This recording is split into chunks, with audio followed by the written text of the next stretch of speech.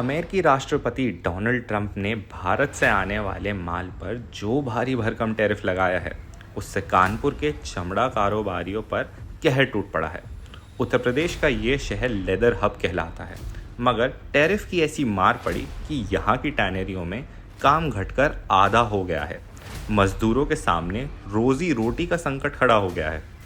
कानपुर में तैयार होने वाला करीब 50% सामान जैसे सैंडल, जैकेट, बटुए अमेरिकी बाज़ारों में जाते थे, मगर 50% टैरिफ से कारोबारी सख्ते में आ गए हैं। अब उन्हें काम घटाने या बंद करने के अलावा कोई सूरत ही नहीं दिखाई दे रही है। अभी वो एक्सेप्टेबल नहीं है, उतने मैच्योर है नहीं। तो हम स्टार्टिंग से एक्सपोर्ट फोकस थे, क्योंकि कोई भी गवर्नमेंट रहा है वो बोलता है फॉरेन करेंसी लाना है, एक्सपोर्ट करना है, तो उस पर हम लोगों ने फोकस किया। सबसे बड़ा मार्केट यूएस पकड़ा, लेकिन अब इस तरह से हालत हो गई है कि बना हुआ माल हमारे वेयर हाउस में रखा हुआ, उसका कोई नहीं है। ऑर्डर आ रहे हैं, वो बैंक एक्सेप्ट नहीं कर रहा है कि बोलिए नहीं आप यूएस से पेमेंट लीजिएगा, मेरी जिम्मेदारी नहीं है। अब हम जाए तो जाए कहाँ? कि अभी तक तो जब इन्होंने घोषणा की थी कि मैं टैरिफ लगाऊंगा, उसके बाद भी उम्मीद थी हम लोगों की कि सरकार जो है बात करेगी इस विषय पे यूएस से, लेकिन कोई इन लोगों में हमारी तरफ से वार्ता भी नहीं हुई। उनकी छुट्टी कर दी गई। जो दिहाड़ी पे मजदूर थे, ये सब हाथ के काम होते हैं, सेडेल के, फुटवियर के, सब हाथ के काम होते हैं अधिकतर सब। जो वक्तव्य आया था कि लेदर इंडस्ट्री के लिए और भी मार्केट है, बिजनेस के लिए और भी मार्केट है, और अदर देशों के साथ भारत संबंध बनाएगा, उनसे कारोबार हो सकता है। देखिए, हर जगह लोगों के काम चल रहे हैं। ऐसा थोड़ी कि जो अदर देश हैं अभी पैदा हुए हैं, ऐसा नहीं है। 1947 के पहले भी थे और अब भी हैं। कोई नया देश पैदा नहीं हुआ है।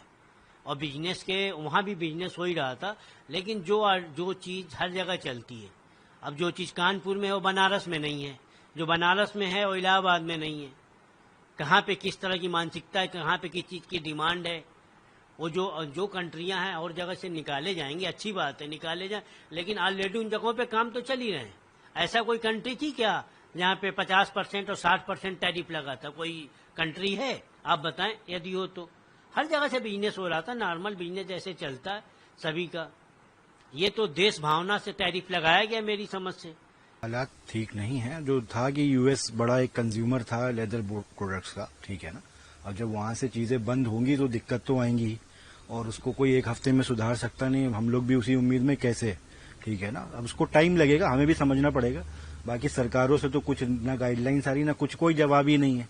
जैसे वो भगवान भरोसे लगा हुआ है, भगवान भरोसे हमारी सरकार भी बैठी हुई है कि यूएस वाले ही कुछ अपने हिसाब से गणित लगा के कम हो जाए, वहीं से कुछ आंदोलन हो जाए, यूएस के लोग बवाल करें तो ट्रम्प साहब ये कम कर दें। हमारी सरकार तो कुछ करनी नहीं है यहाँ पे, ठीक है ना। वो भी उन्हीं के भरोसे बैठे हुए हैं। अब क्या मजबूरियां हमें नहीं मालूम, तो हमें भी, और हम तो पहले ही से अपने आप आत्मनिर्भर बने हुए हैं हम लोग को जो समस्या आती खुद ही सुलझानी पड़ती है।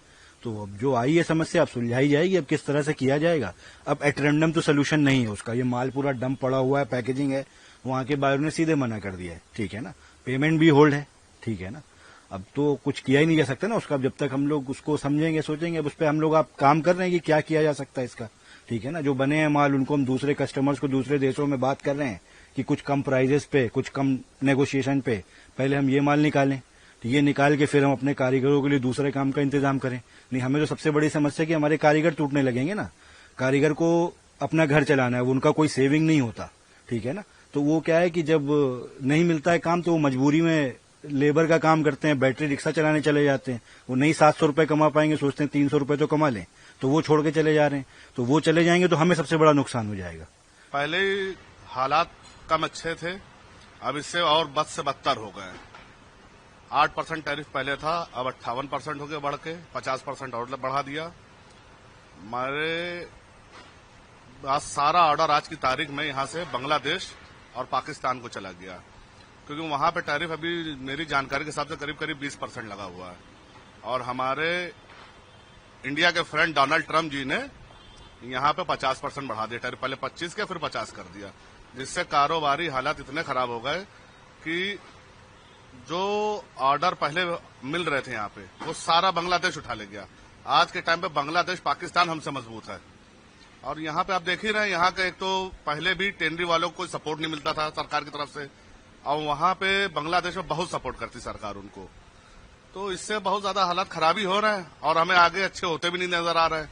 लेदर इंडस्ट्री से बहुत बड़ा फर्क पड़ा है। पहले 8% टैरिफ था, 58% हो गया, जिससे कारोबार यहाँ का एकदम चौपट हो गया है। और यहाँ पे ज्यादातर फैक्ट्रियां बंद होने के कगार पे हैं और जितने ऑर्डर थे वो सब कैंसिल हो गए। अगर इसी तरह से टैरिफ कायम रहा, टैरिफ विड्रॉ नहीं करती है ट्रम्प सरकार, तो आपको लगता है कि जो जानवर केंद्रीय है वो सर्वाइव कर पाएगी आगे? नहीं, कुछ नहीं कर पाएगी। फैक्ट्री आने वाले टाइम पे ऐसे टैरिफ लगा रहा तो ये फैक्ट्रियां बंद हो जाएंगी और सारे लेबर जो है यहाँ से भाग जाएंगे और कुछ लेबर अपना रिक्शा चलाएंगे और यहाँ से चले जाएंगे, तो कारोबार अपने आप चौपट है। गवर्नमेंट का कहना था कि भारतीय जो एक्सपोर्टर है उनके लिए बाहर के अन्य देश में एक्सपोर्ट कर सकते हैं, वहां जा सकते हैं। क्या अमेरिका के अलावा और कोई रास्ता है आपके पास माल भेजने का, या कहीं और मार्केट है कोई रास्ता? बाहर अगर भेजने का है तो इतनी जल्दी बाहर से कारोबार हो नहीं पाएगा। वहां पे भी लगेगा 6 महीना 8 महीना टाइम लगेगा। तब तक यहाँ लेबर भाग चुका होगा, फैक्ट्रियों की मशीनें जंग खा चुकी होंगी और सब मशीनें खराब हो जाएंगी, इसलिए कारोबार यहाँ नहीं चल पाएगा। आपको क्या लगता है भारत सरकार को, इंडियन गवर्नमेंट को क्या कदम उठाना चाहिए टेंडियों को बचाने के लिए? टेंडियों बचाने के लिए उनको टेंडी वालों की सहायता करना चाहिए, उनको थोड़ी सी सब चीज सब्सिडी देना चाहिए, सब देना चाहिए, तब फैक्ट्री चलने का हो पाएगा।